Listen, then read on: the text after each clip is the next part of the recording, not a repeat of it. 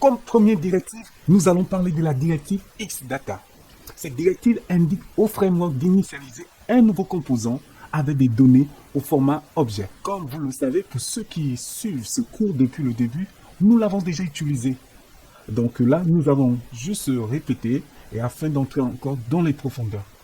Pour commencer, venez dans votre classe, la grande div.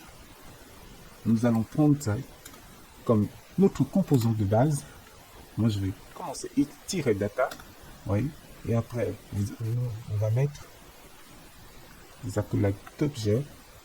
Nous allons ajouter notre variable. Nous allons appeler cette variable titre, juste le titre, title, 2 points. Après title 2 points, qu'est-ce qu'on veut? On va mettre click and collect. Et collect. Voilà. On verra. Ok. Rien ne s'affiche pour le moment. C'est normal.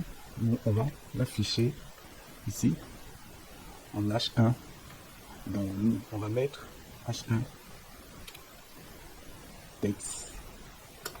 Quel est le texte? On va mettre le title. Simplement. Vous voyez, click and collect. Vous pouvez donner le style à votre je sais pas, l'objet. Bon.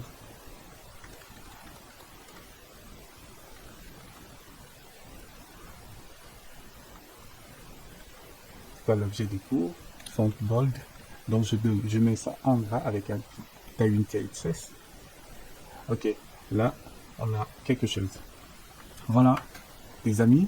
Et vous voyez, cette directive de base, x-data, voilà, on a initialisé et on vient donner un comportement à notre H1. Voyons déjà comment ça peut aussi se faire. Avec cette directive, vous pouvez appeler des fonctions. Vous pouvez, par exemple, au lieu de title ici, moi je vais mettre, je vais créer ma fonction. Donc, on va appeler une fonction title, bien que mon d'originalité, je viens, vous créer votre script. Et en créant votre script, vous allez créer une fonction. Et cette fonction, vous allez l'appeler title, parce que c'est cette fonction que nous allons appeler plus haut, sans paramètre. Et après, nous allons faire un return. Qu'est-ce qui se passe? Voilà. Rien n'a bougé. Mais par contre, vous pouvez aussi entrer des paramètres. Prenons un exemple. Ici, au lieu de title, je vais essayer de zoomer, que vous puissiez mieux voir.